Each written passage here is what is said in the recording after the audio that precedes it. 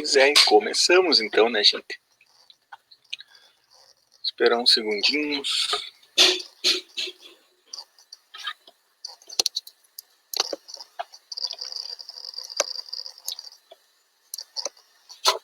Essas coisas ao vivo tem tudo para dar errado sempre. Mas não vai ser o caso.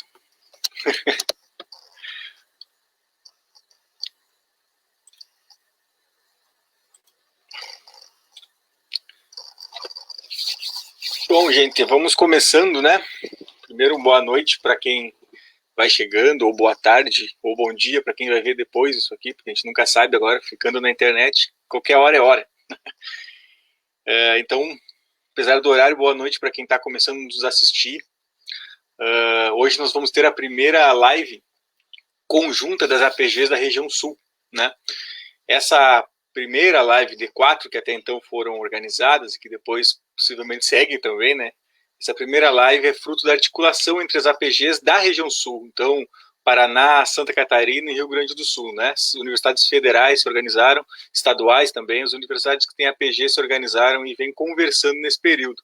Essas conversas, então, têm o objetivo de tratar sobre os temas centrais agora da pós-graduação, mas numa perspectiva de entender a conjuntura das outras universidades e manter, então, um diálogo com os colegas, né? Na conversa de hoje, quem vai fazer a mediação dessa primeira live das APGs da região sul é nós aqui do FSM. Eu vou estar fazendo a mediação e também participando, né, para tratar sobre o tema específico, que são os prazos, aulas remotas e AD. Então a gente vai entender um pouco sobre essas questões, sobre aquilo que vem afetando diretamente nós nesse período, né, pessoal?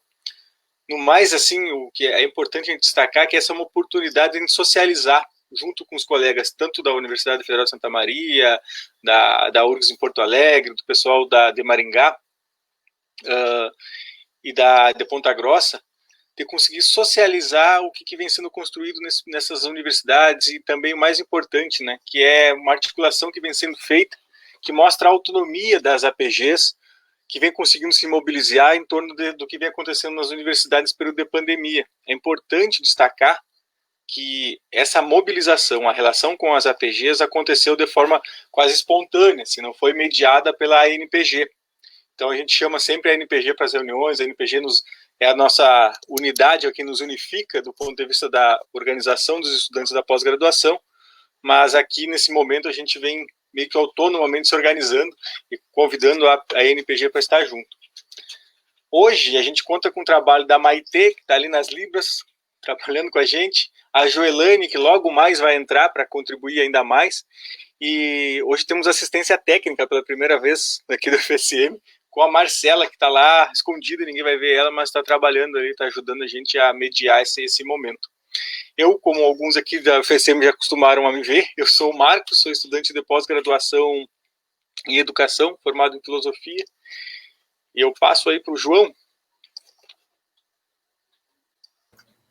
Bom, boa noite a todos. Meu nome é João Vitor, como o Marcos bem disse. Eu sou vice-presidente da APG da Universidade Estadual de Maringá, sou do programa de Biologia Comparada, e hoje vou estar representando todos aqui, trazendo a questão a respeito dos prazos e como a pandemia tem nos afetado.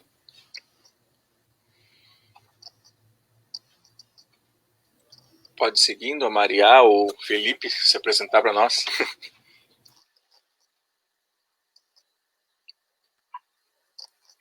Bom, boa tarde, boa noite a todos e todas.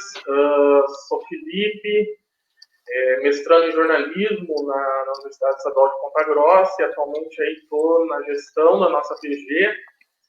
É um prazer aí estar falando com vocês, mesmo de longe. Eu acho importante a gente construir espaços, né, que nos aproximem enquanto movimento, enquanto, enfim, sociedade. Valeu, então vamos tocando.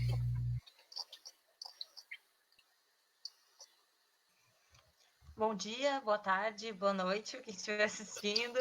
Eu sou a Maria, eu sou coordenadora geral da APG da URGS, né? Sou do PPG de Artes Visuais, estudo na especialização em práticas curatoriais, estou na coordenação geral da APG da URGS pelo Movimento Correnteza. Beleza. A nossa fala hoje vai ser organizada com em torno de uns 15 minutos para cada representante da APG fazer sua consideração, fazer uma análise de como está sendo esse momento, tendo como uma centralidade, eu penso como tema gerador, né? O nosso tema é um tema gerador, prazos, aulas em AD, e aulas remotas ou atividades remotas é um tema gerador para discutir o que está rolando na universidade agora. Então, cada um vai ter em torno de 15 minutos e a gente logo abre para questões, né? Para quem estiver nos assistindo aí, por favor, fique atento, faça perguntas, participe, que torna mais dinâmica a nossa conversa aqui. A ideia é essa, a gente ir socializando e conversando com os colegas sobre o que está acontecendo. Vamos seguir. Como a gente aqui, a FCM é anfitrião, eu vou ocupar esses 15 minutos, talvez bem menos até, para introduzir uma conversa e a gente dar continuidade à nossa conversa de hoje, né, gente?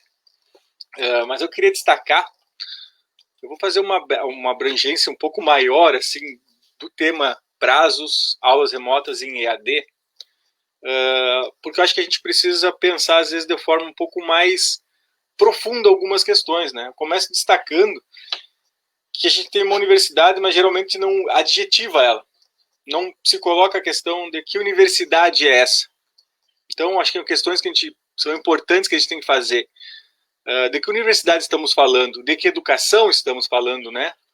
O momento de crise econômica que vem sendo agravado nessa pandemia, ele é central para a gente ir pensando questões e colocar para refletir questões fundamentais do país, né? Muito além da conjuntura. Eu vejo muitas vezes a gente pensando só pela conjuntura, pelo aquilo que é o burocrático, pelo aquilo que é o momento, e acaba não pensando questões mais profundas, estruturais, né? Portanto, é um momento de crise para a gente pensar a partir da raiz, ser radical nas nossas análises em relação à universidade. E creio que a gente está fazendo isso nesse momento, sabe?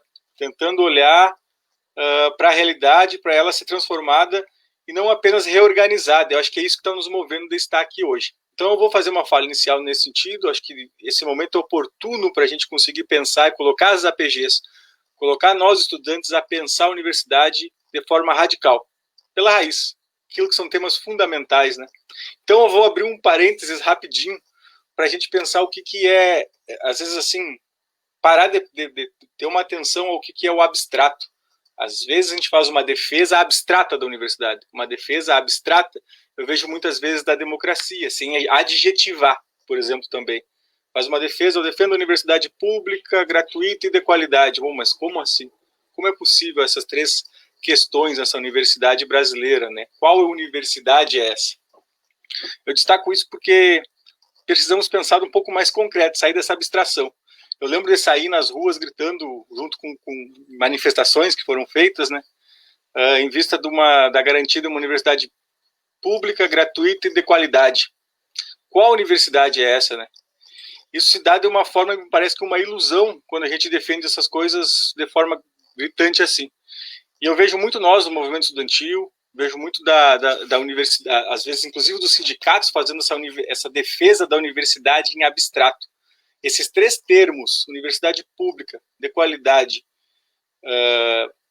universidade gratuita, pública e de qualidade, não podem andar juntos ao se tratar de uma universidade da periferia do capitalismo, como é o caso da nossa universidade brasileira, onde a hegemonia que move o país, que move a economia, que move a sociedade brasileira é a superexploração do trabalho e, do ponto de vista do conhecimento, é a dependência científica e tecnológica no mundo inteiro.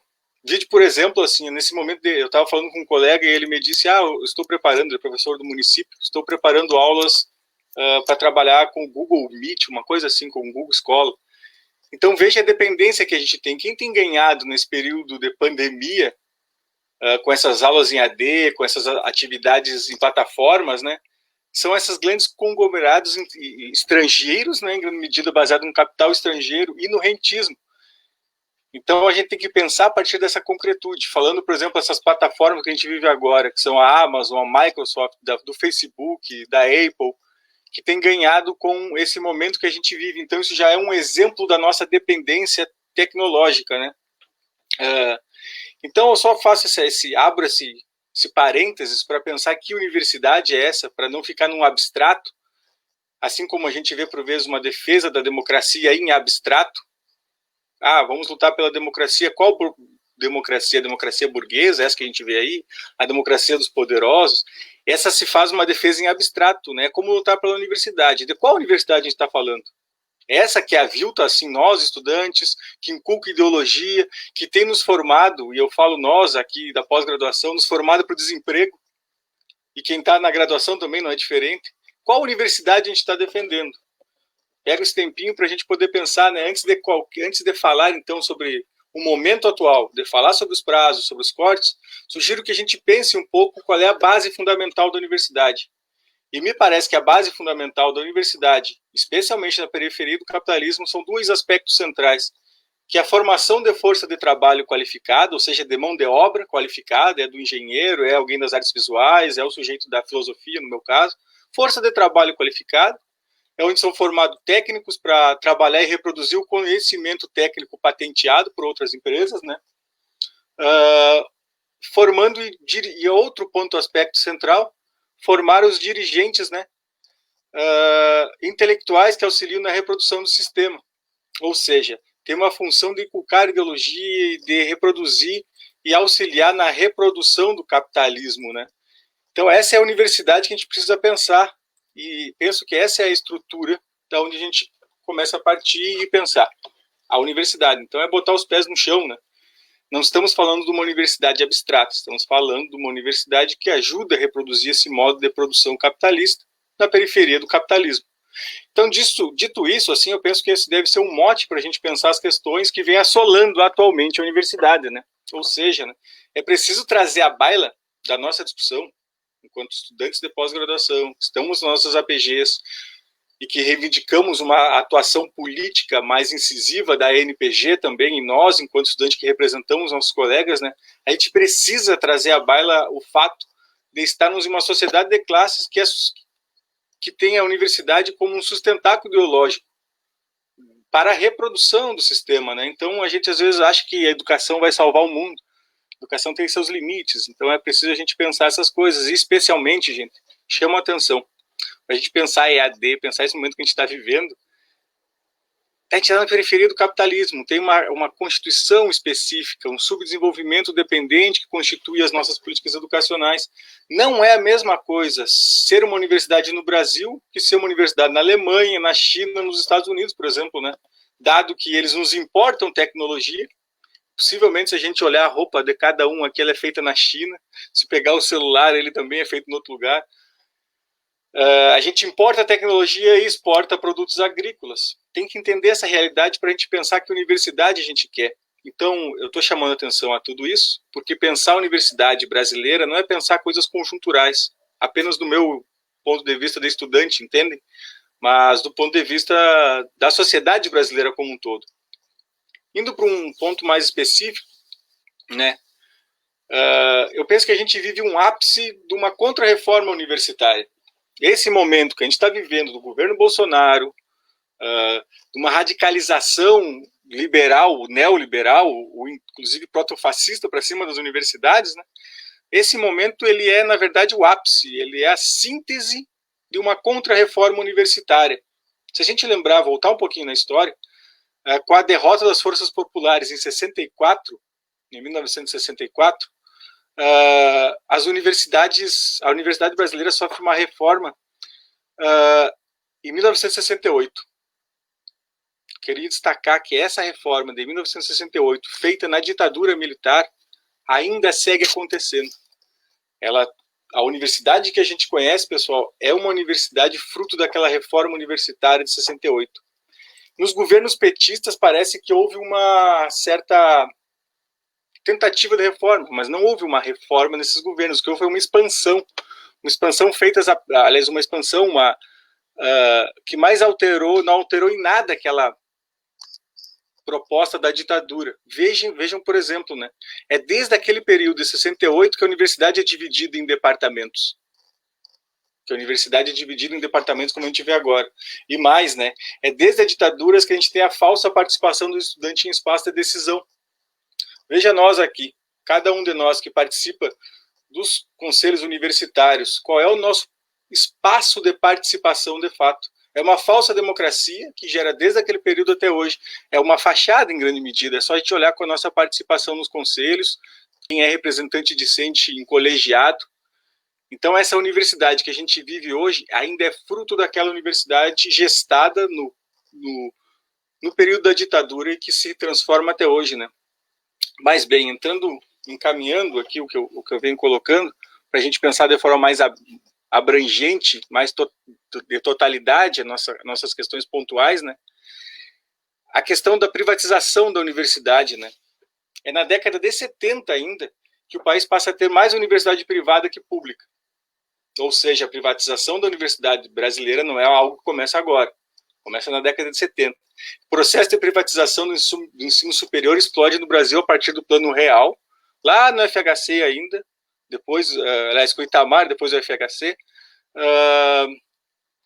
e os governos Lula e Dilma, né? Ou seja, a privatização da universidade não é algo novo, não é algo de agora. É um processo que que ganha força agora com o governo Bolsonaro, mas que, bem, continua se mantendo. Para pensar aí mais objetivamente, jogar alguns dados para a gente pensar isso que eu digo que não é novo, a privatização da universidade, os limites dela, que se tornam mais evidentes agora. Se a gente olhar em 2018, o INEP lançou alguns dados que mostram que 88,2% das universidades brasileiras são privadas, são instituições privadas. Ou seja, das 2.238 universidades do país, apenas 299 universidades, comparando com as privadas, são públicas. Só 299 são públicas. Ou seja, a grande maioria das universidades brasileiras são privadas. E esse processo de privatização vem se tornando mais forte nesse governo agora. Nós estamos tendo um governo contrário a qualquer possibilidade de manter a universidade pública como ela vinha sendo feita até então. Aí entrando para um ponto mais específico, né? Isso que se fala de uma novidade do EAD. Preciso lembrar que em 2018 é a primeira vez que o número de matrículas em EAD supera o número de matrículas em universidades presenciais no país, né? Ou seja, aquelas plataformas que eu falei inicialmente, da Apple, do Google, que vão gerenciando a universidade do ponto de vista do EAD, já desde antes se tornam a essência da universidade brasileira. Assim, pensando a partir desses dados, fica mais claro o limite da universidade pública, né? Que eu acho que está em jogo, para ir encaminhando nesse momento, né? O que está em jogo nesse momento, então, da universidade do país, é uma espécie também de contra-reforma. Se a gente olhar o que esse governo vem fazendo, o governo Bolsonaro especialmente, os ataques que vem construindo, tem um processo de privatização total da universidade brasileira. Me parece que está acontecendo isso nesse momento. Aqui no FSM, para dar um encaminhamento assim, do ponto de vista do que a gente vem pensando, está sendo proposto um plano emergencial, né, para as atividades educacionais da universidade de forma remota. E aí, junto com mais problemas, pois que a gente vai vendo na pesquisa realizada, né, tem uma porcentagem de estudantes aqui na universidade que não tem acesso à internet, que não tem acesso e a gente fez a pesquisa aqui na APG, depois eu vou trazer ela mais alguns dados específicos, mas a maior parte dos estudantes, ou 52% dos estudantes de pós-graduação, tem dificuldade aqui no FSM para acessar a internet, para ter acesso à internet e conseguir dar conta, né? Agora, há poucos dias atrás, né, o reitor, inclusive até fez uma coisa terrível, que foi chamar a atenção dos estudantes, dizendo que a reclamação, por exemplo, do acesso à internet na casa do estudante aqui no FSM, era uma reclamação pequeno-burguesa, aquilo que vinha sendo feito aqui na universidade por parte dos estudantes da casa do estudante, né? São 416 estudantes que moram aqui ainda, que estão nesse período de pandemia na casa do estudante. A falta de internet era uma reclamação pequeno-burguesa, segundo o nosso reitor.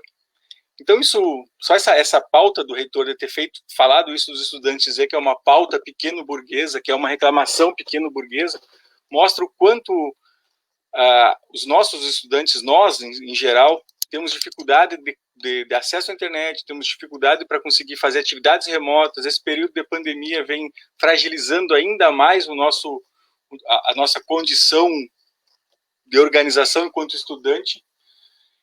E aí, assim, para encaminhar mesmo, né, pessoal, e abrir aí para os colegas e a gente sair para a conversa e conseguir dar conta desse tema, acho que é meio consenso, é um consenso nosso aqui da APG, do FSM, ser contra essa naturalização que vem acontecendo do EAD, né? O que a gente sabe é um arremedo do EAD que vem sendo proposto. Eu vou depois trazer alguns dados, mas no mais, as atividades remotas, a gente pensa que elas precisam ser feitas nesse período. A universidade não pode parar em grande medida e a gente tem que precisar pensar como dar conta disso, como vai se dar essas atividades remotas. Eu vou me calando por aqui e passo a palavra para vocês para que a gente possa entender melhor a universidade, a entender melhor como estão o contexto, a conjuntura de cada uma, inclusive isso vai fazer com que a gente possa perceber os nossos limites, o que tem acontecido aqui. Então eu passo agora a palavra para a Maria, para que ela consiga nos dizer como é que está a URGS, o que está rolando lá, qual o ponto de vista da APG, da URGS.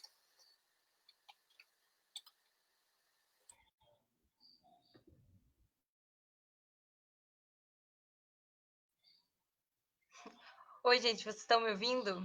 Porque eu acho que o microfone aqui é meio baixo, eu vou ter que ficar bem perto daqui da tela para vocês conseguirem me ouvir.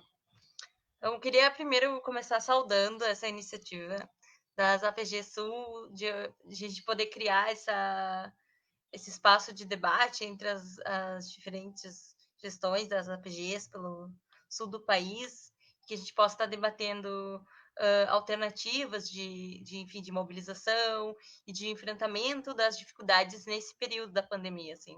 Eu queria começar falando exatamente sobre a pandemia, porque eu acho que para a gente falar sobre por que a gente está chegando aqui para debater aulas remotas na pós-graduação, é importante falar que também desse contexto, né? Hoje o Brasil ele se encaminha para quase 40 mil mortos, quase 40 mil mortos.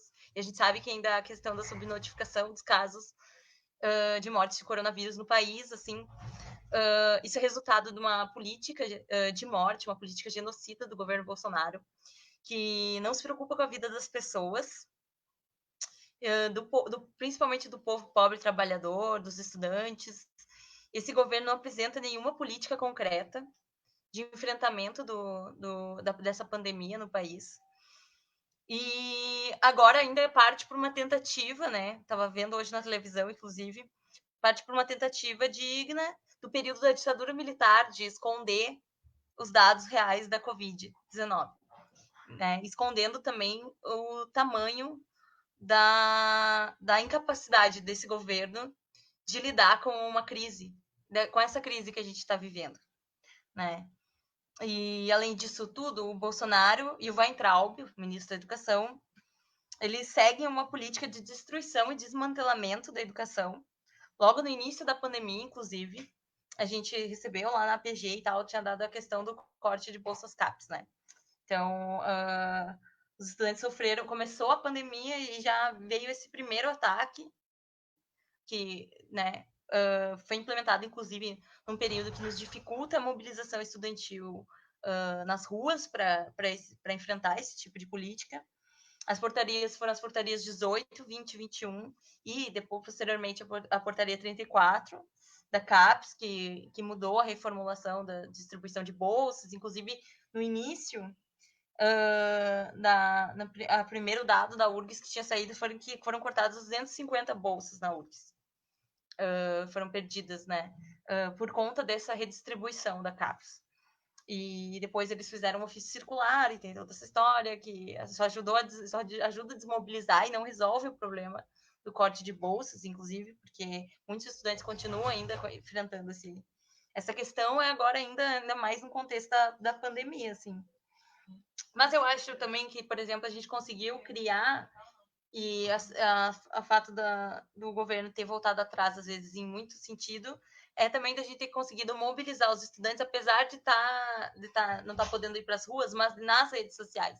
E o movimento estudantil tem dado o exemplo dessa questão da mobilização nas redes sociais, e um exemplo também pode ser o Adia Enem, por exemplo, que foi uma pauta colocada pelos estudantes, né, tanto começou com a questão do ensino básico, do ensino técnico, a partir daí todo mundo faltando isso e entendendo que não era possível a realização dessa prova, e a mobilização nas redes conseguiu a vitória e o adiamento, a primeira vitória, né? Uma primeira vitória, né, em relação à questão do adiamento do Enem. Ainda, óbvio que precisa pensar a realidade de cada universidade, né? Mas isso foi graças à pressão dos estudantes, no Twitter, em outras redes sociais, que pautaram, né? Mostraram a necessidade de manter-se organizado, enfrentando essas políticas, enfim, do Bolsonaro. E essa pandemia, no sentido, ela tem exposto muito, né, o que representa a política do Bolsonaro e eu acho que vai em complemento um pouco o que o Marcos trouxe em relação à universidade que a gente tem e à universidade que a gente defende, que não é essa universidade que que no período da pandemia exige da gente uma lógica de produtivista e mercadológica de produzir e desenvolver conhecimento e ignorar o contexto que a gente está vivendo. E a universidade que a gente defende, inclusive, é uma universidade que eu acho que é uma das ferramentas principais de enfrentamento dessa pandemia. Porque é a universidade que é capaz de desenvolver ferramentas de combate ao coronavírus nesse período e também que vai nos ajudar a entender não só nesse aspecto do desenvolvimento tecnológico, da capacidade que a gente vai ter de combater fisicamente o vírus, assim, mas também de compreender os impactos sociais e econômicos desse período que a gente está vivendo, né? Então a universidade ela é uma ferramenta, ela, mais do que nunca deve ser essa ferramenta que está à disposição do povo. E não cumprindo essa lógica, que é uma lógica mercadológica, produtivista, de que a gente tem que estar, enfim, vivendo nossas vidas normalmente, como se lá fora não tivessem milhões de pessoas morrendo. E eu acho que é o que tem acontecido, é que elas têm seguido essa lógica, que é uma lógica de manter o calendário acadêmico, né, justificada na questão da aprendizagem, de garantir a aprendizagem, né, tanto dos estudantes da graduação, quanto de garantir que os estudantes da pós-graduação continuem desenvolvendo suas pesquisas, e etc. E que, na verdade, não se trata disso, né? A gente está vivendo uma crise não só sanitária, mas também uma crise, além de uma crise política que está vivendo esse governo Bolsonaro, mas também um momento de crise econômica no país. Muitos estudantes se encontram numa realidade de desemprego, de redução de salários, de atraso nas bolsas, de atraso no pagamento das bolsas ou suspensão de suas bolsas, né, com a questão que aconteceu no início da pandemia e tudo isso, e a realidade, inclusive, que o Marcos trouxe, da questão do acesso à internet, à tecnologia, para a gente estar podendo debater, como a gente está podendo debater aqui. Eu mesma estou aqui na casa da Jaque, que é minha companheira coordenadora geral, porque eu moro numa casa de estudante e eu não tenho computador. Então, eu não tenho como acompanhar as aulas remotas, né, que são propostas, né, nos PPGs. E essa realidade que eu vivo é a realidade que vários estudantes em várias universidades têm vivido. Essa realidade. Então, não é uma política de garantir a aprendizagem, ela é uma política de exclusão dos estudantes mais pobres, mais uma vez, né? Já tem dificuldade do acesso à universidade, ao acesso à pós-graduação, e aí vem tudo isso ainda para dificultar cada vez mais que a gente consiga garantir nossas pesquisas e a nossa produção, enfim. Na URGS, a gente tem pautado essa questão da prorrogação dos prazos, entendendo exatamente a diferença das diferentes realidades dos estudantes, né? A gente entende que, além das questões de dificuldade de acesso à internet e tudo isso, que são materiais, físicas, a gente entende que a questão da saúde mental nesse período, ela não pode deixar de ser debatida, porque, tipo, querem que a gente produza com a mesma eficácia que a gente estaria fazendo se não tivesse uma pandemia do lado de fora. E isso é impossível. Muitos alunos têm chegado para a gente que têm tido dificuldades de manter suas dissertações, teses, sua produção nesse período por conta das questões de saúde mental. E também, eu acho que é um período que exige muito que muito ainda tem a questão do impacto, né? Especificamente para a realidade das mulheres mães. Eu acho que a gente não pode deixar de falar disso, assim. Não só as mulheres, as estudantes, mas também as professoras que têm que ainda lidar com essa realidade, que é a da sobrecarga do trabalho doméstico. Então, existe esse impacto também da pandemia relacionado à questão da desigualdade de gênero. Então, as mulheres estudantes, as mulheres mães estudantes, as professoras, elas têm enfrentado a dificuldade de estar mantendo uma produtividade acadêmica que tem sido exigida nesse período com essa lógica de manutenção do calendário, dos prazos, sem possibilidade de prorrogação. E na URGS ainda há uma incerteza em relação às prorrogações, porque isso tem ficado por conta dos programas, de cada programa decidir. Isso não há uma decisão unificada da universidade em relação à prorrogação de prazos e etc. Então, isso gera uma incerteza muito grande nos estudantes, nos pós-graduandos, uma dificuldade muito grande, né, para lidar com essa situação, assim. E essa lógica produtivista e mercadológica que querem fazer a universidade pública não cumpra o seu papel, então. Não cumpra o seu papel de ferramenta essencial que ela é no enfrentamento desse período difícil que a gente está vivendo, e é uma política de exclusão dos estudantes. E, além disso, a pandemia também se tornou, eu acho que a gente não pode deixar de, já que a gente está falando sobre aula remota, a gente não pode, não só na questão da universidade, mas em toda a questão da educação, no modo geral, a pandemia se tornou uma tempestade perfeita para normatizar a aula EAD e as aulas remotas, né? Então, ela querem depois justificar isso com uma lógica de que funciona, de que isso, corte de investimentos para as universidades são necessários de ser feito, e isso é uma alternativa possível. A gente não pode ignorar que que as aulas remotas e a EAD abrem espaço para pensar o futuro acerca dessas questões, né? Que a gente sabe que já existia uma tentativa de colocar isso em pauta e que isso vai fortalecendo. Fora que eu acho que a gente não pode deixar de falar também da dificuldade dos professores, né, em relação à EAD, às aulas remotas, assim.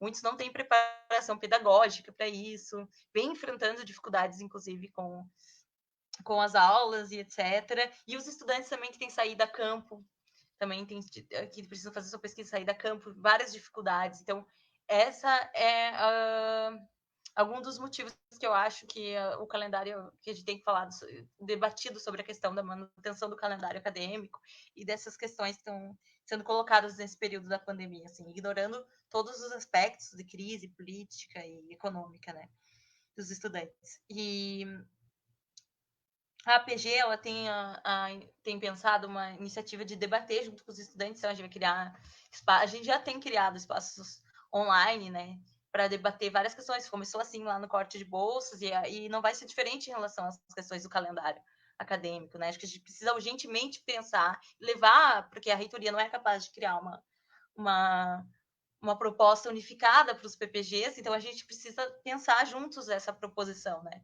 Com os estudantes diversas, dos mais diferentes PPGs, como que a gente vai facilitar esse período para os estudantes que têm menos condições, como que a gente vai seguir fazendo a universidade servir realmente para o que ela tem que servir, né? Que é para o povo e para enfrentar ainda mais esse período difícil que a gente está vivendo.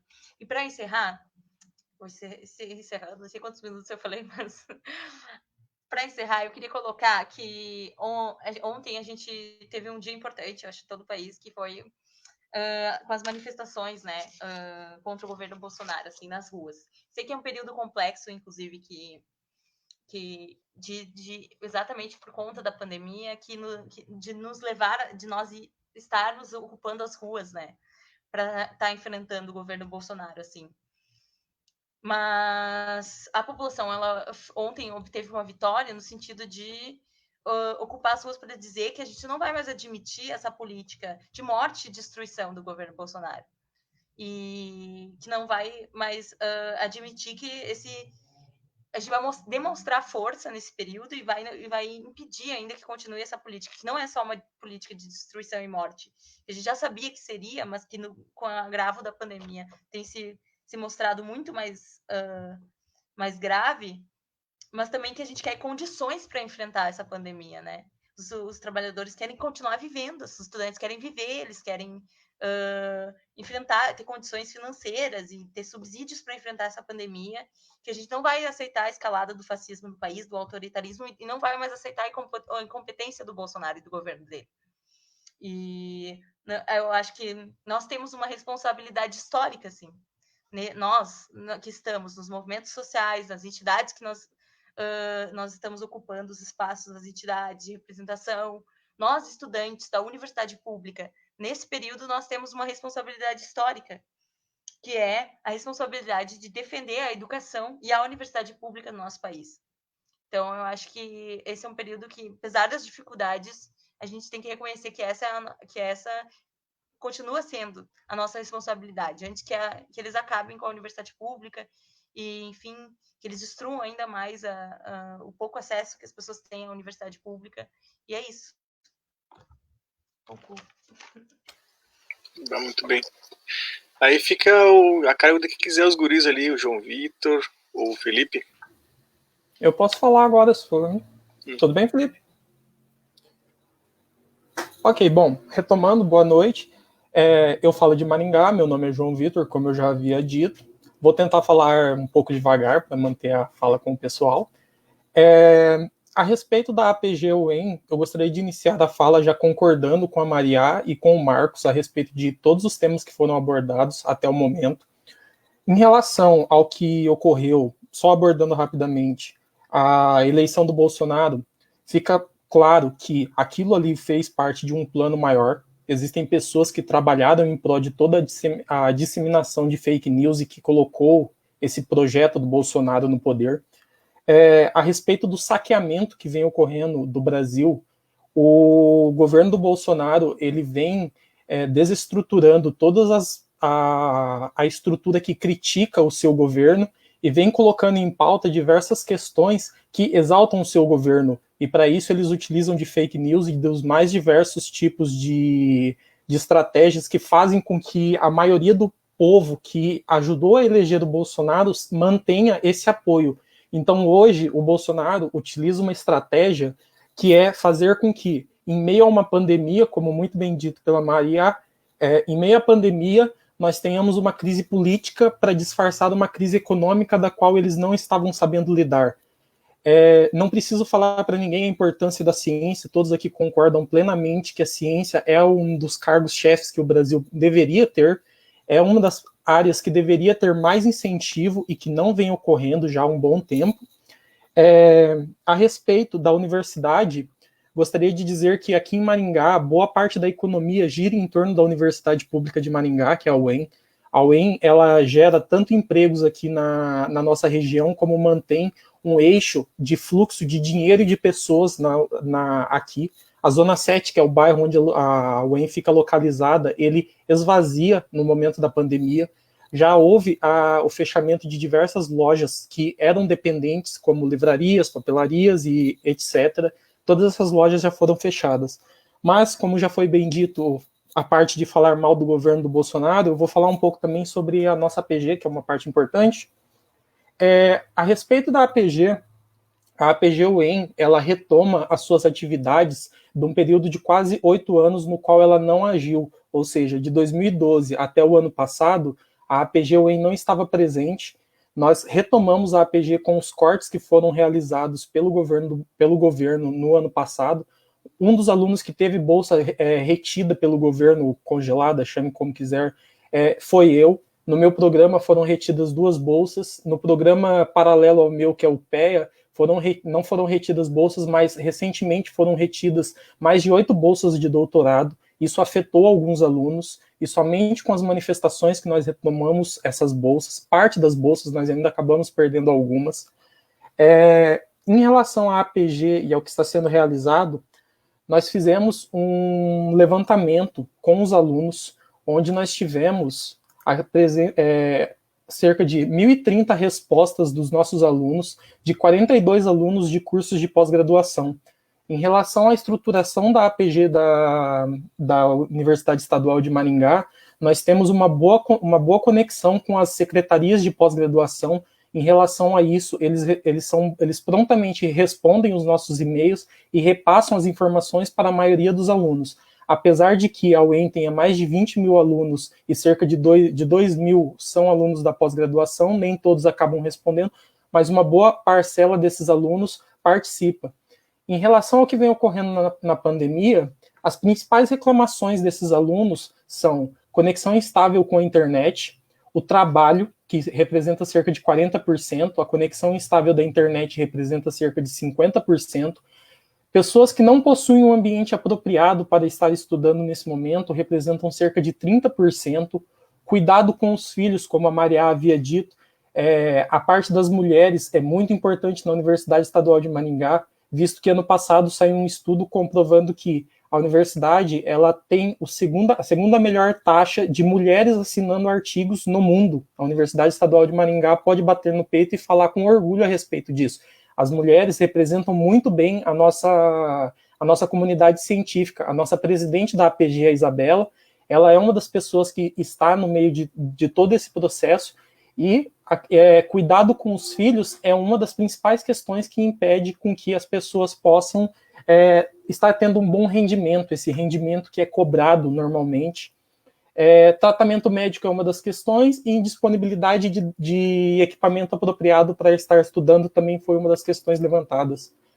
A pesquisa que nós realizamos também questionou a respeito do período de isolamento social, se isso seria um dos empecilhos para o estudo e para o desenvolvimento das atividades na pós.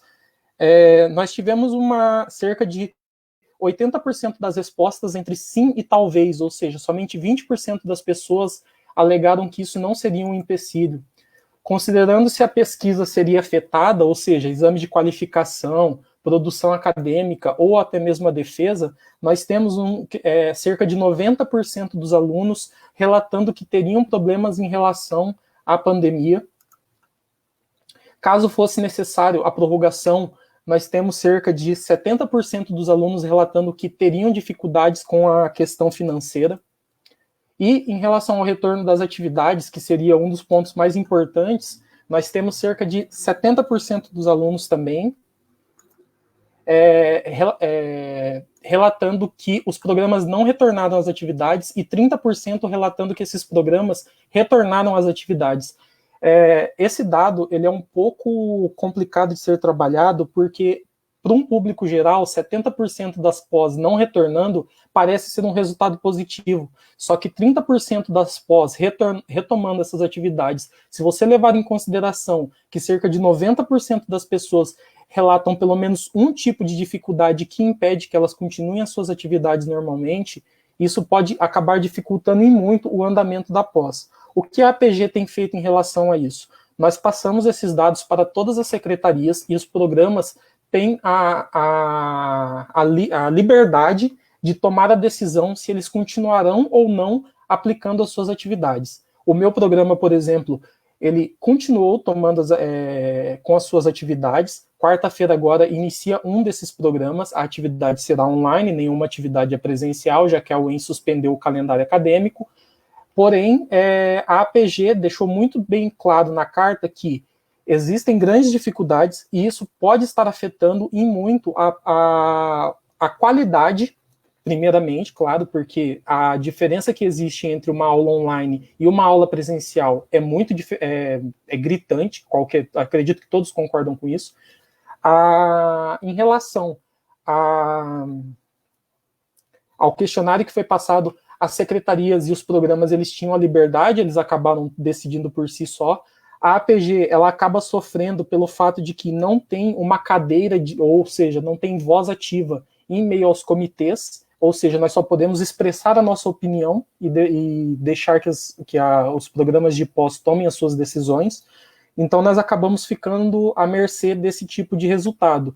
Nós fizemos um bom levantamento, ao meu ver, nós temos bons resultados mostrando o que ocorre com os alunos, quais são as principais dificuldades, mas, infelizmente, nós não podemos parar aqueles programas de pós-graduação que resolveram manter as suas atividades normalmente. Em relação a atividades de laboratório, alguns alunos ainda possuem acesso, devido à questão de bloco, acesso aos blocos e aos laboratórios. o que foi relatado nos grupos da APG é que esses alunos estão revezando e estão mantendo os cuidados necessários, ou seja, ficando somente um aluno por sala e revezando os períodos. Então, pelo menos nesse ponto, até onde nós sabemos, a Universidade Estadual de Maringá está mantendo um bom controle.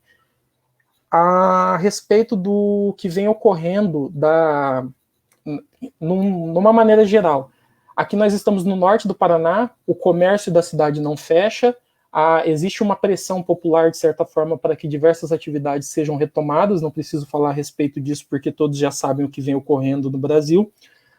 O número de casos que nós temos aqui em Maringá, após a reabertura do comércio, que foi aquele período de um mês onde nós ficamos parados, ele está aumentando. O último levantamento que foi feito demonstra que está aumentando tanto a taxa de ocupação de leitos em UTI, quanto a taxa de casos de morte e casos confirmados de coronavírus. Isso também é importante ressaltar porque o Paraná é um dos estados que menos testa os casos de Covid e, por incrível que pareça, é um dos estados que está tendo aumento das mortes de síndrome respiratória. Ou seja, nós nos perguntamos, o que será que está matando essas pessoas que eles classificam como síndrome respiratória? Não preciso dizer muito a respeito disso, né? Todo mundo já concorda com o que vem acontecendo com a ocultação dos dados. Esse desgoverno, né, que deveria ser chamado o desgoverno do Bolsonaro, ele não valoriza os profissionais, ele enquadra as mentes pensantes e não permite que elas tenham vez ou voz em nenhuma das esferas, e ainda chama de antidemocrático os movimentos que tentam defender as vidas e tentam manter as pessoas em casa, e ao mesmo tempo ele mantém pessoas de verde e amarelo em protestos contra o Supremo Tribunal, ou seja, uma hipocrisia da parte desse cara. Não preciso me alongar muito na parte de falar mal do Bolsonaro, que a gente vai ter uma vez para isso daqui a pouco. Então acho que eu vou passar minha fala para o Felipe, se houver alguma pergunta eu estarei disposto.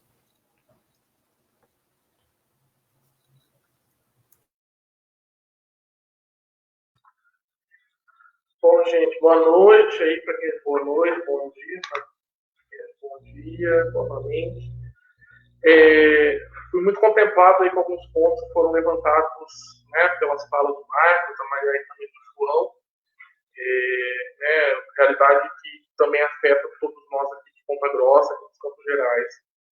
Eu vou até um pouquinho, então, algumas especificidades que a gente já experimentou durante esse contexto aí de crise sanitária, crise política e econômica, né? Em Ponta Grossa, a gente teve ali em março, assim que retomou as aulas, né, o ano letivo da pós, foi um pouquinho, né, depois do ano letivo da graduação, foi justo na semana que, né, a UEPG suspendeu o calendário acadêmico. Então, eu ouvi a fala da Mariana, numa luta aí em Porto Alegre, a suspensão. Aqui a gente teve um movimento de resistir ao máximo, né, a manutenção desse calendário suspenso. Infelizmente agora ele retomou. Vou tentar mostrar como foi o cenário, né, para a gente compartilhar aí ações, compartilhar lutas. Assim que é suspenso o calendário, né, pelo COU, nós, enquanto APG, junto com as representações estudantis do Conselho Superior, né, o Conselho Universitário, nos mobilizamos ali também com o apoio da Pró-Reitoria de Assuntos Estudantis, para que a gente entendesse como estava sendo, então, esse cenário, né, na vida dos estudantes. E ali a gente consegue tirar algumas pautas positivas, né? O que o Marcos falou em relação a que universidade a gente quer, ficou muito claro nesse cenário, porque a partir desse questionário, a gente pegou os dados, sentamos ali nós, com os representantes discentes, entregamos um relato, né, que ali a gente pautava, pegava firme na defesa da totalidade dos estudantes. Então, na pauta ali relacionada à pós-graduação, eu peguei minha colinha aqui, 1/3 não conseguiriam se adaptar ao ensino remoto, às aulas em EAD, né? 50% dos estudantes da pós-graduação têm, de alguma forma, sua saúde mental impactada nesse cenário, né? Uns que já tinham quadros ali em relação de ansiedade, né? Tiveram isso impactados, aumentados, outros desenvolveram. E aí, quando a gente vê, né, a questão das intersecções aí de raça, de classe, de gênero, isso fica mais gritante, todos esses problemas estruturais que a gente tem no nosso contexto. Isso, então, foi pontuado, foi muito bem levantado pela gente, assim, né, fora a questão de acesso a equipamentos, né, que fariam essa mediação dessas aulas, dessas atividades, e até mesmo da internet. Surgiram, então, esses pontos que foram pautados, né? A gente queria defender, assim, se tiver um estudante ali que tem dificuldade de participar, a gente precisa rever todo o processo para garantir o seu direito, né? A educação, a pós-graduação. E aí, um outro ponto que a gente chama atenção nessa questão de questionários, que aqui em Ponta Grossa virou uma prática recorrente, até mesmo da administração, da reitoria, é o fato de que a gente não percebe que muitos daqueles que não acessam, né? Então, a gente tem ali, a gente teve em torno de 40% dos estudantes da pós-graduação respondendo esses questionários. Onde estão os outros 60%? Né? Muitos realmente não quiseram responder por motivos particulares, a gente não entra no fato. Mas houve relatos posteriormente de gente que realmente não teve o acesso, né? Não fez conhecimento do questionário, ou pela ausência de internet na sua localidade, né? Ou pelo fato de algum aparelho ali que fizesse essa mediação. Então, isso tem que ser levado em consideração. Já a proposta que a gente né, debateu aí vinda da administração vai no sentido que abandona essas preocupações que são competentes da universidade, né? A gente pensar na saúde do aluno, o aluno enquanto corpo de um organismo aí, social. A gente não pode entrar dentro da nossa casa e realmente, né, como a Maria falou, esquecer que tem gente morrendo ali fora, tem gente, enfim, sofrendo por N motivos, seja particulares ou realmente o contexto nos afeta enquanto seres humanos. Então, tudo isso foi pautado. E aí, a gente pôde observar ali, né, que havia projetos de universidades diferentes. Né? A gente estava defendendo coisas distintas. E aí, o que aconteceu um pouco, né, a partir desse relato apresentado por nós, junto com a representação estudantil, e também um outro pela reitoria, deliberar ou não deliberar, né? Então, foi mais um passo a isso, já em meados de abril, deixou para uma outra oportunidade, aí foi tentando novamente entender, né, como esses estudantes precisariam de assistência estrutural. Essa é a preocupação que a gente observa vinda da administração. Né? Então, vocês precisam de laboratório? Vamos abrir um laboratório. Vocês precisam de um computador? Até o momento, a promessa que deliberou no COU foi que a UEPG garantiria computadores, garantiria acesso à banda larga, a pacote de dados para todo mundo que precisa. Como isso vai ser feito, a gente não tem ideia, né? Porque falta papel, falta tanta coisa, insumos básicos na manutenção ali da comunidade universitária, e chegamos a assustar. E aí, avançando na última reunião do Conselho, que retomou o calendário, foi uma articulação, um pouco, uma pressão, né, um pouco triste, vindo do governo do Estado do Paraná, que condicionou, de certa forma, eu acho que essa é a leitura correta, a contratação dos professores temporários, professores substitutos ali, a abertura do calendário. Né? Então, justificava no sentido, se não há demanda, se não há carga horária a ser né, preenchida, não há necessidade de contratação. E aí foi que, né, uma comissão tinha sido formada e a PG participou, junto à nossa vice, Isabela, fizemos uma defesa muito forte daquele questionário, de todos os problemas levantados ali. E, enfim, acabamos que nós também apresentamos a nossa proposta ao COU no sentido de reabrir esse calendário, mas vedar qualquer tipo de atividade obrigatória para currículo, né? Por aqueles motivos que todo mundo conhece, né? A falta de acesso, né? O contexto familiar, o contexto de responsabilidades novas que a gente assume, né, no isolamento, e triste que a gente acabou derrotado. Uma outra proposta vinda de um setor da universidade trouxe fases de transição, né? Então a gente está vivendo a primeira, que seria uma fase realmente de transição, de adaptação, de planejamento de como vai ser as futuras atividades. No futuro, a gente abriria para alguma carga horária remota, então aí cada departamento, cada colegiado faria a disposição dessas atividades. E a terceira fase seria a retomada das aulas presenciais, enfim, quando isso for possível. E aí, então, trazendo um pouquinho do cenário, nesse contexto que a gente está no contexto da transição, da retomada de algumas atividades. Ficava, então, disponível a realização de fóruns, seminários, mesas redondas, aí, tudo virtualmente, enquanto havia esse planejamento, né? E essa fase duraria 60 dias. Estamos aí chegando a mais de 4 semanas, pouca coisa a gente viu se movimentando, né, no sentido de estrutura. A gente não conhece ainda os dados, assim, o programa de jornalismo precisa de X computadores para esses alunos, o programa de história precisa de mais tanto. A gente não conhece, né, então a gente não entende a realidade. O que nos preocupa é isso. Como os programas, como nós, os colegiados, podemos planejar qualquer ação sem ter a materialidade ali daquelas pautas que foram prometidas, né, para retomar o calendário. Um ponto importante, então, que a gente está aí tentando pautar junto na comissão de pós, né, na comissão de pós-graduação, é o fato de que a gente busca algum mecanismo para avaliar a participação desse pós-graduando nesse período. Então, como foi a estabilidade de rede, como foi a participação, né, a qualidade do conteúdo ali, a assimilação, todo esse contexto, para que a gente consiga, no momento em que a gente for deliberar pela próxima etapa, né, ou continuidade desse período de transição, ou o início dessa nova etapa, a gente ter base, né, para tomar essa decisão. E, enfim, eu acho que esse é um cenário bem complexo aqui para nós. A gente está se articulando bastante com os representantes discentes, né, pela falta de informação, por informação desencontrada que a gente está tendo, vinda das administrações da reitoria ali.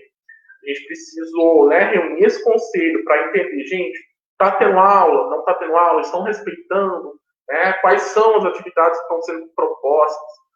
Porque aí a gente tem que, compete a nós, acima de tudo, fazer a defesa dessa universidade que a gente quer, né? Que o Marco muito bem pontuou no início, uma universidade pública, gratuita, de qualidade, que seja referência dentro de uma sociedade. E ela a gente consegue isso a partir da educação, quando a gente tem um apreço pela qualidade do ensino. E eu não sei a experiência de vocês, mas o que eu sinto, principalmente aqui na nossa, é uma tentativa de expor um trabalho para uma mídia, né, para a mídia externa, no sentido de tentar se referenciar, não sei, avançar num estado bom da opinião pública ali.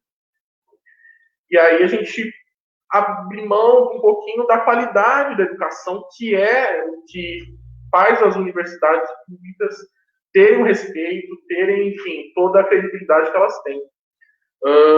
E aí, o que eu penso, né, em relação a uma ação conjunta entre nós, enquanto movimento, a questão de prazos e bolsas, né, que a gente também não tem um protocolo que padroniza essas ações. A portaria da CAPES deixa muito vago ali esse processo, dá autonomia aos programas, que muitas vezes a gente entende essa autonomia como justificativa para uma tentativa de isolamento, né, que impede mobilizações comuns. E aí, né, a gente pensar uma desburocratização quando a gente pensa em bolsas, prorrogação de bolsas, prorrogação de defesas. A gente tem que entender que, assim, nossas pesquisas em campo estão prejudicadas, estão suspensas. A nossa produtividade, a gente não consegue manter, né, nesse sistema que nos obriga a produzir tanto e entregar tanta coisa. Então, a gente pensar, né, a partir da fala de cada estudante, conhecendo essa necessidade, eu enxergo assim, a orientação aqui é enviar uma solicitação ao colegiado e eles deliberar. O correto é informar, né, preciso da prorrogação, por conta, aí sem entrar no mérito da justificativa. Acho que isso é um passo importante, uma luta que o movimento precisa acampar. Mas eu acho que era isso. É importante, aí sim, né, mesmo isolados, a gente manter contato, manter né, uma articulação que visa, não só nós aqui, mas também extrapolar as nossas fronteiras aí, para que a gente faça um movimento, entendendo o movimento como movimento estudantil aí, que valorize, então, a defesa, acima de tudo, da qualidade. Né? Isso que eu acho que é um ponto muito importante. A gente precisa entender que a gente não está defendendo, vocês, né, problematizações, vocês não têm acesso à internet, lógico, vocês não é nesse papo. A gente está defendendo, acima de tudo, a qualidade de nossas pesquisas. Há um investimento aí público para nós, e a gente tem um compromisso de entregar à sociedade questões pertinentes que façam, né, cumpra seu papel na soberania, no desenvolvimento social. Acho que isso é muito importante, que a gente não pode perder esse entendimento enquanto movimento. Creio que é mais ou menos isso, qualquer coisa eu trago outros pontos. Aí, muito bem, a gente fazer uma boa rodada, assim, para conseguir entender um contexto que a gente está vivendo, assim, e agora a gente abre para uma conversa. Se surgirem algumas questões ali, eu vou só pontuar algumas questões para a gente abrir mesmo para a conversa aqui agora. O microfone está aberto, então só algumas questões rapidinhas assim que me chamaram a atenção, né? Que tem me chamado a atenção, e nós aqui na PG temos conversado, e se qualquer um de nós aqui que acesse o Facebook, aquela página dos bolsistas CAPES, aquilo é um terror, né, gente? Choradeira e dificuldades, e a gente vê coisas dos colegas que fica mal, e a gente faz parte daquilo também, e tudo tem um sentido ali, ninguém tá, a maior parte do que aparece naqueles desabafos dentro de uma página do Facebook, dizem respeito a uma realidade que a gente está vivendo, depressão muito grande, em quem faz pós-graduação e o que as universidades vêm passando, né? Mas um momento de crise, acho que isso faz com que a gente consiga estar aqui hoje. A gente está, a partir de um momento de crise, pensando a universidade. Isso mostra que quando algo entra em crise, quer dizer que ele está passando por problemas, que ele talvez não possa mais ser aquilo que era. Então isso abre uma brecha para a gente pensar a universidade. Isso abre uma possibilidade da gente repensar a universidade, e inclusive quando eu falo lá daquela impossibilidade na periferia do capitalismo, numa condição brasileira, termos aquela conjunção de qualidade, gratuidade da universidade, são coisas que não podem andar junto. Porque eu penso assim, a gente herdou um modelo de universidade, nós somos frutos do modelo da universidade que nos tira a perspectiva de futuro. Eu sempre chamo atenção a isso. A gente olha qualquer... as cidades grandes tem mais. Aqui Santa Maria tem os táxis aplicativos, né? Quantos colegas a gente encontra que tem graduação que estão trabalhando num aplicativo?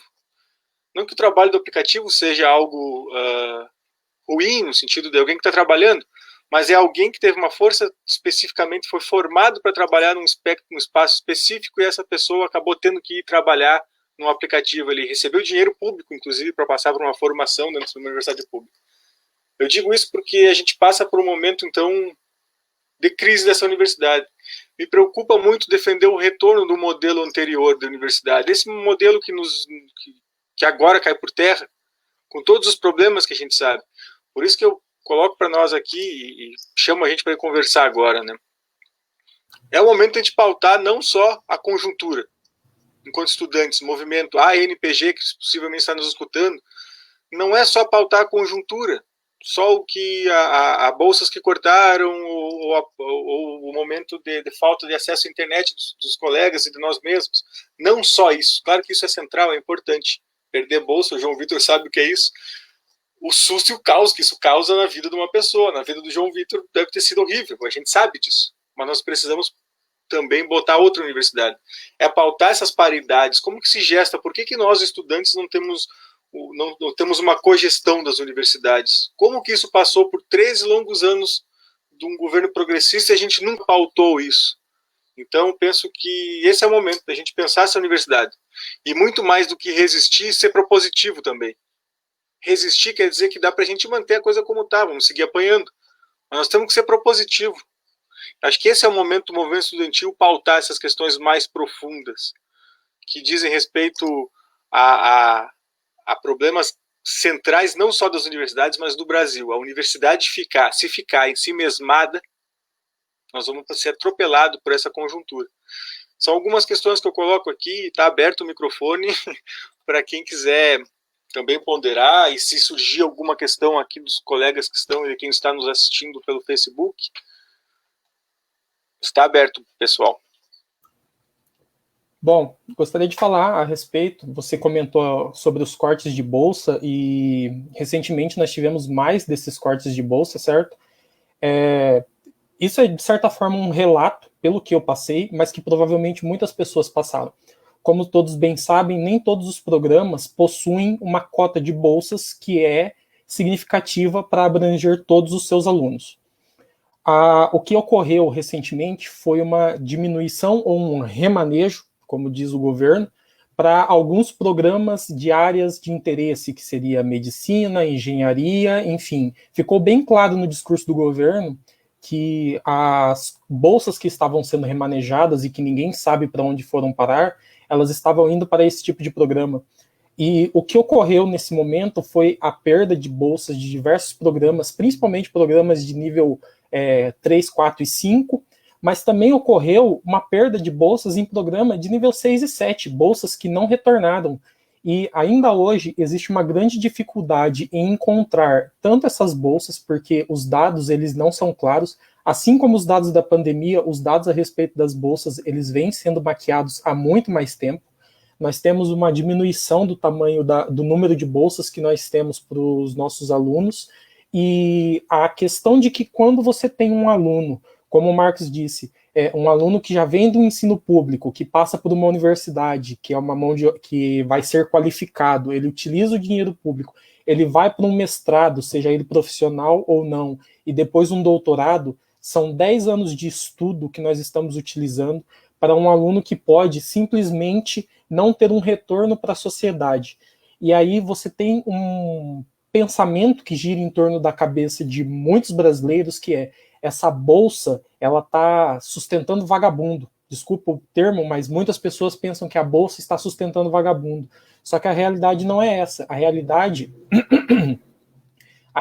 é que a pós-graduação no Brasil, ela não dá um retorno, ou seja, ela não dá um apoio para os alunos, ela não presta um plano de assistência de aposentadoria, um plano de assistência de saúde, um plano de assistência psicológica, e ainda existe o fato de que cobra-se dos alunos muita produção, uma carga horária excessiva, porque existem casos na pós em que a pessoa consegue fazer a sua pós trabalhando e mantendo seus estudos, mas para algumas pessoas é simplesmente impossível. Então a pessoa fica refém do fato de trabalhar ou manter os seus estudos. E vamos ser sinceros, muitas pessoas estão na pós-graduação porque elas sonham em ser doutores, porque elas sabem que o futuro e o cenário futuro, ele não é um cenário bom. Então, quando você tem um aluno perdendo bolsa, e um aluno que já não recebe bolsa desde o início, nós temos um desencorajamento desses alunos, nós temos uma diminuição do nível técnico de produção que esses alunos poderiam ter, e nós temos toda a questão psicológica que afeta esses alunos. Eu vou falar por mim nesse momento, mas acredito que falo por muito mais pessoas. Ano passado, quando eu recebi a notícia de que eu havia perdido minha bolsa porque o governo simplesmente não estava permitindo a renovação das bolsas, era uma bolsa que eu tinha direito, e devido a uma questão de que o meu programa tinha bolsa trocada com outro programa, eu acabei não podendo renovar a minha bolsa. Eu passei por 6 meses aqui em Maringá, realizando alguns trabalhos por fora. Então eu ficava no laboratório meio período e trabalhava meio período, e tendo que contar com a ajuda de familiares, ou seja, no 27 anos, tendo que contar com a ajuda de familiares porque eu queria seguir o meu doutorado em frente. Então essa é uma questão complicada de ser levada em consideração, porque o governo já não incentiva, diminui o número de bolsas, e ainda por cima, para muitas pessoas que a bolsa é um item essencial para manter a pós-graduação em andamento, simplesmente existe o corte. Então eu acredito que nesse momento que nós vivemos, com uma parcela da população desacreditando na ciência, essa é uma questão que nós temos que discutir e levar em conta.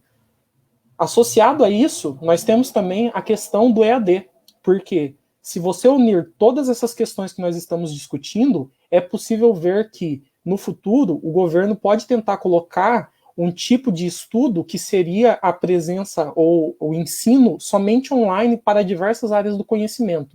E vamos concordar que o nível de conhecimento desses profissionais não vai se assemelhar em nada com o que seria de um profissional que seria formado em um núcleo de pesquisa ou algo que o valha. Gostaria de passar a vez.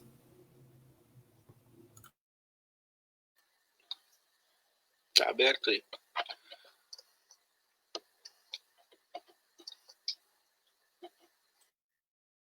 Bom, seguindo nessa linha aí, uma coisa que eu reparei que é muito simbólico nesse contexto de bolsas, né? Quando a gente pensava para onde elas estavam indo, né, nas áreas prioritárias ali que o governo tinha colocado, que eram, né, as áreas que tendem a ser mais privilegiadas no cenário de, né, as exatas, as tecnológicas, né? Eu lembro que a gente tinha um debate na universidade em relação à interiorização da pós-graduação, né? E é muito engraçado, não, muito bom que nessa live tem 4 APGs, 4 estão no interior, né? Chama atenção nesse sentido, porque a gente estava vendo, então, as bolsas indo para esses programas, né, com notas 5 e 6, pessoal com nota 4, pessoal com nota 3, então, né, uma situação pavorosa para continuar seu trabalho. E quando o Marcos fala, né, de a gente ser propositivo, eu acho que é muito nesse sentido, pensar qual é a pós-graduação que a gente quer, qual é o papel que a gente tem na universidade, porque há muito tempo, aí é uma análise minha, não sei se vocês concordam, os colegas também estão ouvindo, a gente há muito tempo luta para não perder. Né? Então a gente luta para não perder o que a gente já tem e é problemático ainda. Então, a partir do momento que a gente assumiu uma luta, né, que vai, eu digo sempre, quem resiste, né, a resistência é muito importante, mas ela limita muito a nossa ação.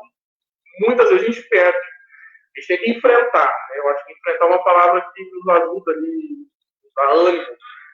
Então, a gente tem que enfrentar o governo, porque sempre vão ter pautas que extrapolam a nós, claro, que atravessa, mas que joga o debate da educação, que joga o debate da gente realmente pensar numa democracia interna, numa universidade democrática, que, enfim, cumpra seu papel social aí que a gente deseja. E aí, nesse ponto, né, voltando à ideia da interiorização, é isso. A gente precisa defender, né, o João Vitor pontuou, eu vim de Maringá também, eu lembro na época de greve, né, a gente viveu bastante aqui no Paraná, nos últimos anos, a região, né, muitas vezes a cidade mesmo é construída a partir das universidades públicas, né, o comércio ali da região também são afetados. E agora a gente está vendo a ideia dessas universidades atuando contra, né, o Covid, a importância, né, dos hospitais universitários que estavam aí sucateados há anos. Então, são pautas que eu acho que compete sim a nós pautarmos em todos os momentos possíveis, porque a gente deixar levar pelo contexto, por prioridade, muitas vezes que a gente tende a ir botar em hierarquia, a gente vai né, perder muita coisa nesse processo. Então, fico feliz ali, eu confesso que eu não sei em que pé ficou essa questão dessa troca de bolsas, né, entre programas, jogando por notas de excelências ali, mas chama atenção a isso, essa questão de que a gente precisa realmente fortalecer as universidades, né, enfrentar tudo que a gente precisa enfrentar para ela cumpra seu papel, principalmente no interior. Isso é muito importante.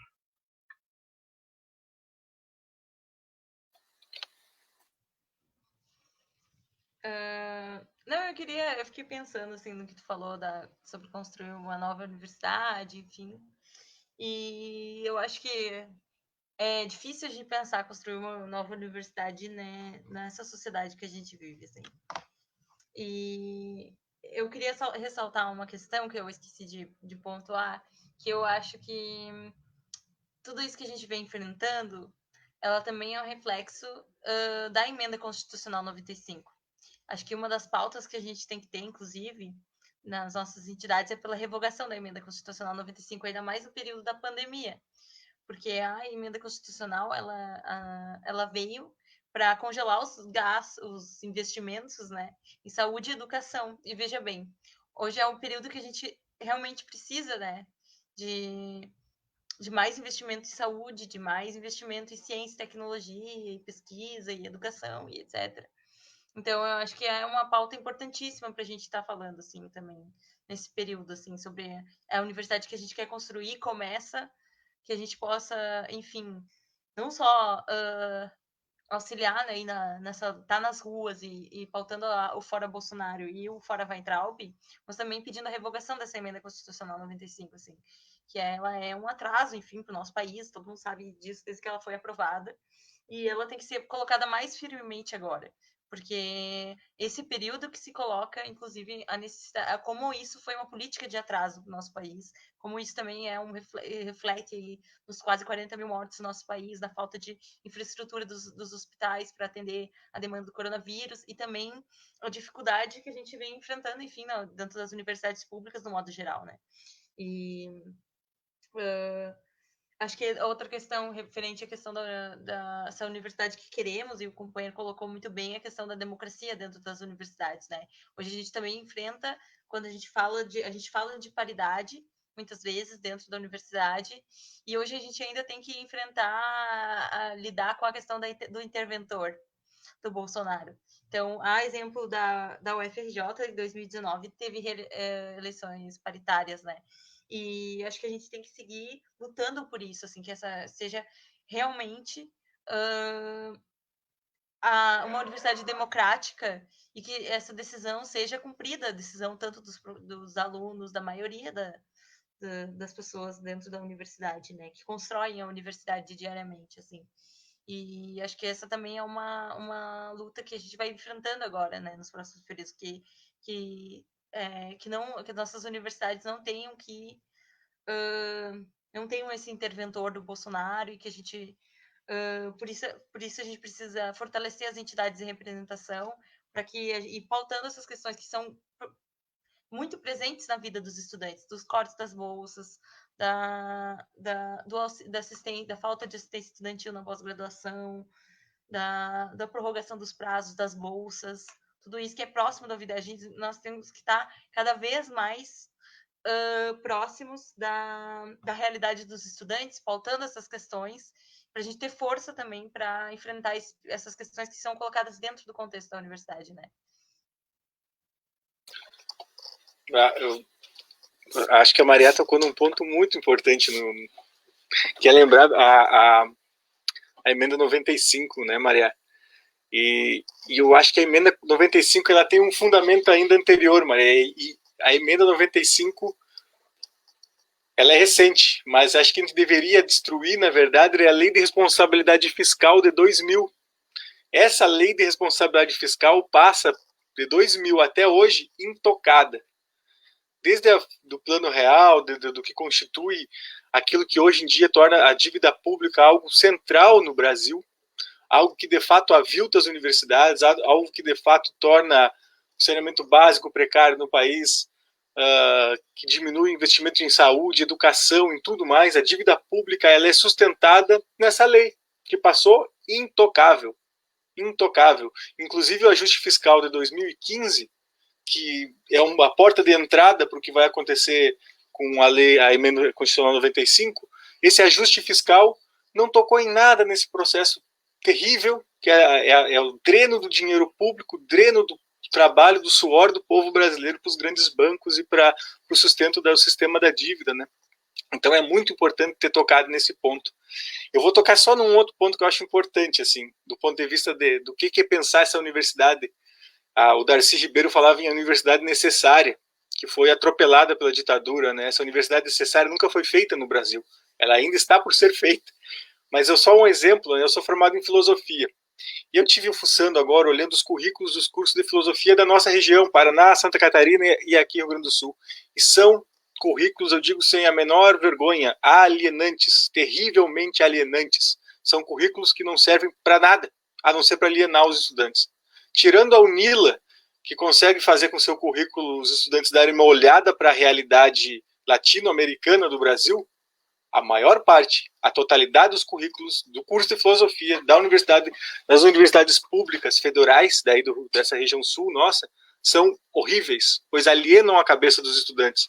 Vocês imaginem, só um exemplo, a Universidade Federal do Paraná tem como disciplina obrigatória filosofia clássica alemã 1, 2 e 3. Não que não se tenha que estudar filosofia clássica alemã do ponto de vista da filosofia, é fundamental estudar. Agora, o cara passar 4 anos num curso sem nunca ter pensado sobre o Brasil, sobre a realidade em que ele vive, que não é a realidade alemã, por mais que se tenha que estudar alemão. A UFSC, por exemplo, a filosofia da UFSC, tem ensino da leitura de textos em grego 1, 2 e 3. Ótimo, ler texto em grego é fundamental, eu gostaria muito de ler em grego, mas não sei. Porém, não consegue pensar a realidade desse país, não consegue botar o filósofo formado em filosofia a pensar porque, afinal de contas, ele é um analfabeto ou vive num país que tem mais de 11 milhões de analfabetos ainda, para lembrar aquilo que o Álvaro Vieira Pinto colocava. Por isso, assim, eu chamo a atenção, né, gente, esse momento, e nós que estamos nas APGs, que estamos nesses órgãos de representação dos estudantes, a gente precisa mexer em coisas profundas da universidade, gente. Muito mais do que conjuntural, muito mais do que aquilo que se apresenta como um problema objetivo. Nós temos que entender que a universidade não tem saída. Essa universidade que a gente está vendo não tem saída, por isso está sendo atropelada por esse governo, desse proto-fascista, esse sujeito que está aí reproduzindo uma destruição da universidade brasileira. Então esse é o momento, quando ela desaba, que a gente precisa pensar numa outra universidade. E uma universidade que a gente consiga colocar em questão, por exemplo, a participação nossa. A gente sabe que é tudo fachada a nossa participação. Aí a Maria tocou num ponto importante. É tão fachada a nossa participação, a participação democrática na universidade, que o presidente pode colocar o interventor nela. E a gente sabe que esse canalha não vai se furtar em botar o interventor a hora que ele quiser. É diferente até do que tinha anteriormente, né? Então eu chamo a atenção, esse é o momento da gente pensar qual é o currículo que a gente quer do curso? Qual é o currículo que a gente quer para os nossos cursos? É mexer nessa estrutura fundamental. Afinal de contas, como que a gente quer participar da universidade? Cogestão da universidade, ela é pública. Por que só uma parte dela, só uma parte da burocracia universitária gestiona ela? Nós, estudantes, somos tratados na universidade como passageiro. Você já deve ter escutado isso. O estudante é passageiro, o técnico é necessário e o professor é o... Essa estrutura é terrivelmente falsa. Sem estudante não existe universidade, sem técnico não existe universidade. No caso nosso aqui, para dar um relato do FSM, e acho que não difere muito dos outros, sem os terceirizados, as pessoas que limpam a universidade, que abrem a porta da universidade, ela não funciona.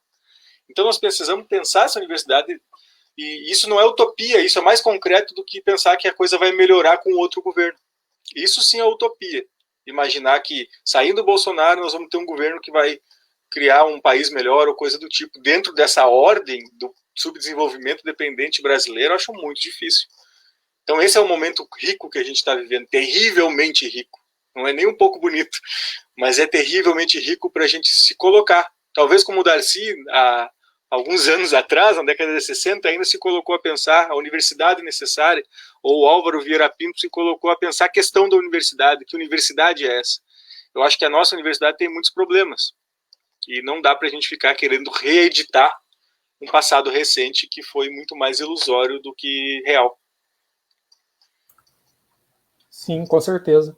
E, Marcos, falando a respeito disso que você disse, vocês são da área da área de humanas, assim por se dizer. Eu sou da área da biologia, eu acabo ficando um pouco sem palavras para descrever alguns contextos, mas vou fazer uma tentativa. A respeito do que você disse sobre a universidade que nós queremos, pelo menos na biologia, eu consigo reparar um padrão que ele se repete ao longo dos anos.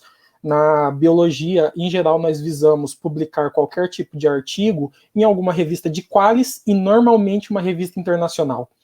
E, cara, isso é uma coisa que, desde quando eu entrei no mestrado, isso me irrita profundamente, porque você tem 30 alunos se formando, 20 alunos que sejam, se formando de mestrado e doutorado todos os anos, você tem 15, 20 artigos saindo em revista de qualis A1, A2, A3, que seja, e quando você pesquisa ou você procura com os alunos, qual desses alunos fez um trabalho ou traduziu o seu trabalho para uma linguagem popular, quando você encontra um, você já está feliz. Isso é uma coisa que é assim, eu acho que quando a gente fala de qual a universidade que a gente quer para o futuro, a gente também precisa pontuar isso. O que os alunos estão fazendo, porque nós estamos sendo, vou usar a palavra doutrinado, não sei se é o correto, mas nós estamos sendo levados a pensar que o importante é publicar numa revista internacional de qualis e a gente acaba esquecendo que ali na escola que tem do lado a escola pública, nós temos diversos alunos que muitas vezes pensam em entrar numa universidade, mas eles não fazem ideia do que é produzido, de como é produzido e para quem é produzido o conteúdo de uma universidade. Então eu queria deixar esse ponto, acredito que vocês podem falar até um pouco melhor sobre isso. Tá aberto. Vai centrar o ponto que tu levanta.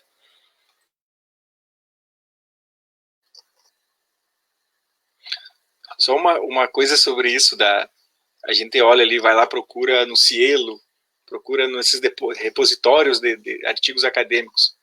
E é muito triste pensar que nenhum desses repositórios é no Brasil. Quem fica com o grosso da produção acadêmica do mundo são os países centrais. E aí a gente pode botar lá, bota o G7 e olha como que esses países lidam com a ciência deles. Não existe, então, uma revista internacional.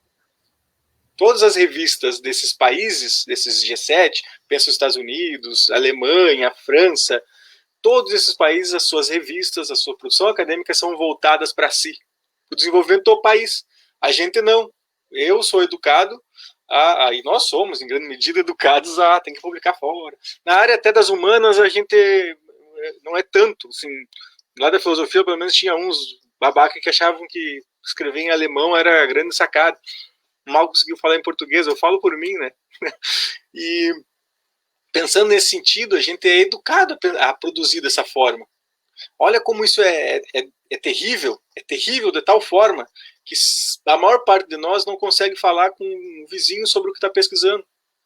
Aí eu dou um exemplo, e abro para não ficar hegemonizando a palavra, e quando cortaram as bolsas em setembro do ano passado aqui na FSM, que foi aquele desespero de pessoas, aqui tem um calçadão na cidade, no centro, com seus banners da JAICA, que é a Jornada Acadêmica Integrada, conversando com as pessoas, mostrando a sua importância social.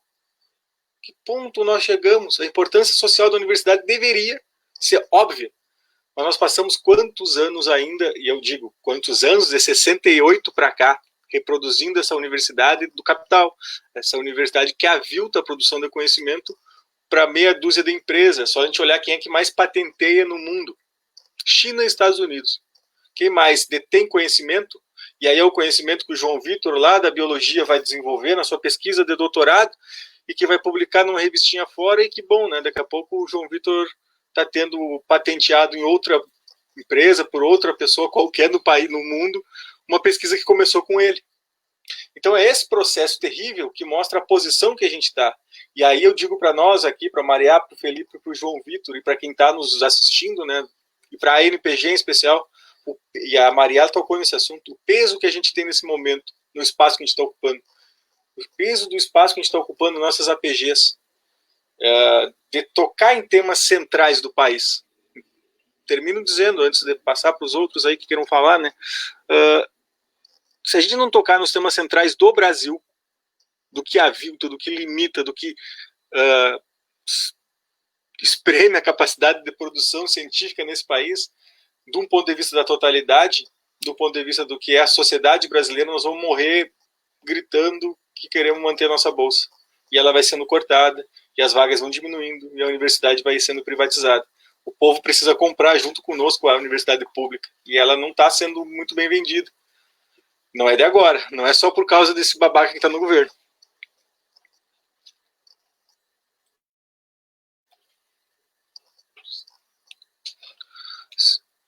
Se a gente não tiver muito o que conversar, assim, apontar algumas questões aqui, podemos ir encaminhando também.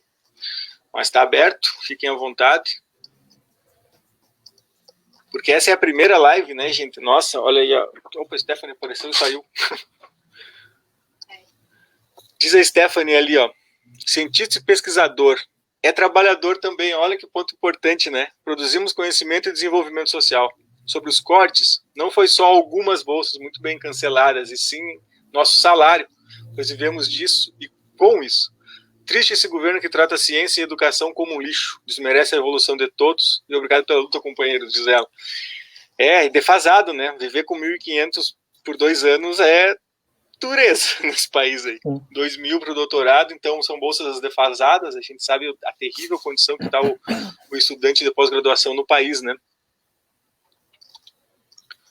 Mas acho que foi Marcos, Segue, Felipe. Não, pode falar. Pode seguir. Não, o que eu ia dizer era no sentido, né, todo esse contexto aí que a gente pontua, né, nesse olhar crítico que a gente tem para nós mesmo, enquanto pós-graduandos e enquanto universidade, é o papel que eu acho que vale a pena reiterar aqui, de defesa das universidades. Né? A gente pode ter as críticas que a gente tem a ela, e com toda razão, são uma tentativa de construir um espaço maior, não deslegitimar de forma alguma, porque o que a gente pode observar muitas vezes, colegas dentro do espaço público, né, sendo financiado pelo serviço, pelo público, pelo dinheiro público, jogando contra esse patrimônio, jogando contra esse investimento, né, falando mal, muitas vezes até deslegitimando a atuação de uma universidade. Então, acho que vale, né, eu finalizo aqui nesse sentido. A gente temos que, claro, as APGs como um todo, mas conclamo aí aos colegas pós-graduandos, né, abraçar essa luta pela defesa da universidade pública, gratuita, de qualidade, que seja referência aí da sua sociedade, para a nossa sociedade, porque no que o João falou em relação à publicação, né, do exterior, né, é um ponto que a gente pega muito, né? Se a gente está fazendo pesquisa, pensando, né, nossa produtividade estritamente aí dentro desse universo da pós-graduação, dessa engrenagem aí que nos sufoca muitas vezes, a gente está pensando errado.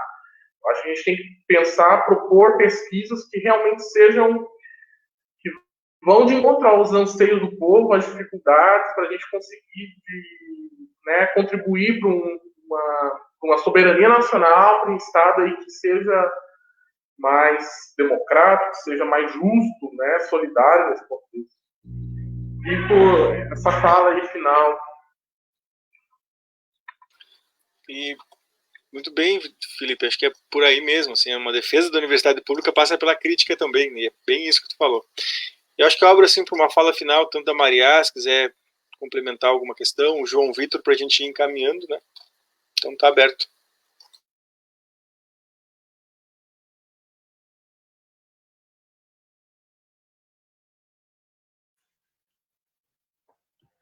Não, posso ir também. Não, eu queria agradecer e saudar mais uma vez o espaço, assim, acho que é muito importante que a gente esteja construindo esses espaços, essas iniciativas para estar debatendo e pensando coletivamente, né, a questão que o período histórico que a gente está vivendo e pensar também a universidade. E eu queria reforçar que eu acho que cada vez mais a gente precisa estar também levando isso, né, falando e fazendo os estudantes de pós-graduação entenderem que também coletivamente a gente vai avançar nas questões que nos são colocadas, né? Não a gente tem uma característica às vezes muito por causa dessa lógica produtivista de se fechar, enfim, nos nossos trabalhos, na nossa produção, mas a gente precisa entender que a gente precisa ocupar todos os espaços de representação da universidade e também conseguir de fato transformar essa universidade. E para encerrar, eu queria dizer que é um período que a gente precisa estar, então, se unindo e pensando soluções coletivas e enfrentando isso, não só para derrubar o Bolsonaro, mas para impedir que a implementação de um projeto como Futuras nas universidades públicas e também a revogação da emenda constitucional 95 que eu falei antes, que eu acho que é tipo uma pauta essencial para esse período da pandemia. E, enfim, acho que é isso. Acho que a gente tem uma responsabilidade histórica de defender a educação, a ciência, né? A ciência do nosso país, a produção científica, a pesquisa e a pós-graduação. E é uma responsabilidade manter que a universidade pública mais do que sobreviva, mas que ela possa ter possibilidade de, enfim, se transformar e continuar e sendo essa ferramenta fundamental que ela é para a gente, para a sociedade, né? Todo. É isso. Obrigada pelo espaço. Agradecer aos companheiros que estiveram presentes aqui, as meninas que fizeram a interpretação de Libras. É isso, todo mundo que estava assistindo também.